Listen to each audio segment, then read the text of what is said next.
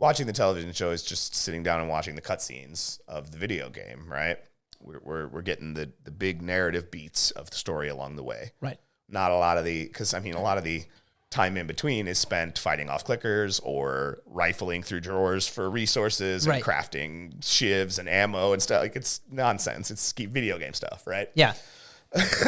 While I love that, it's not fun to watch. Sure. Yeah. I mean, if you did a 9-episode series, hour-long episodes, of somebody just going through drawers, people would be like, well, you fucking lost me 12 minutes into the first episode. Yeah, it's not fun to watch. And that's coming from someone whose, spouse likes to sit down and watch me play video games.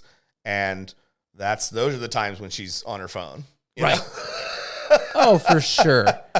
And then she'll put her phone down when a big cutscene comes. And she's the important stuff. Right. She's like, ooh, how was the story progressing? So she experienced the story in kind of the same way the show tells you the story.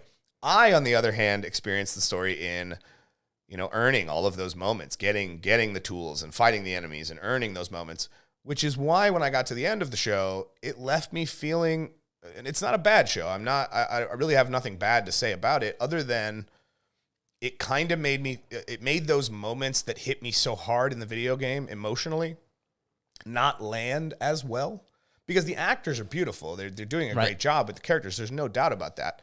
But because the story is so well known to me and so kind of burned into my brain, the big moments when you're in the game, you're watching the show, watching Joel run through the hospital and murder everybody, that's a great scene. That is where you see the monster that Joel had to become to survive in this world. And it's disheartening, right? Because when you meet Joel in the beginning of the story, he's a good man. He's working hard. He's just trying to support his daughter. His wife's obviously not in the picture, or her mother is not in the picture, whatever that might be, whatever relationship that was. But he had to become a monster, and that's where we finally see that monster. The difference is in the video game, I'm that monster. Right. I'm the Joel running through the hospital, murdering every Firefly in sight. So it makes the ultimate expression of that moment when he kills the doctor and he frees Ellie not feel as earned from someone with my perspective. Sure. I have never, ever, ever, and I think it's actually brilliant, I've never heard somebody say, earned a cutscene. Yeah. You earn it, right? You work hard. You get to that moment, because you can die over and over and over again and you'll never get to that moment. It's that moment when you overcome that. You earned that moment. Well, it's a brilliant way to position it, because it changes the way that you kind of view the game too. Right. Sometimes if I'm playing through something and I feel like, oh, fuck, it's kind of grindy right now.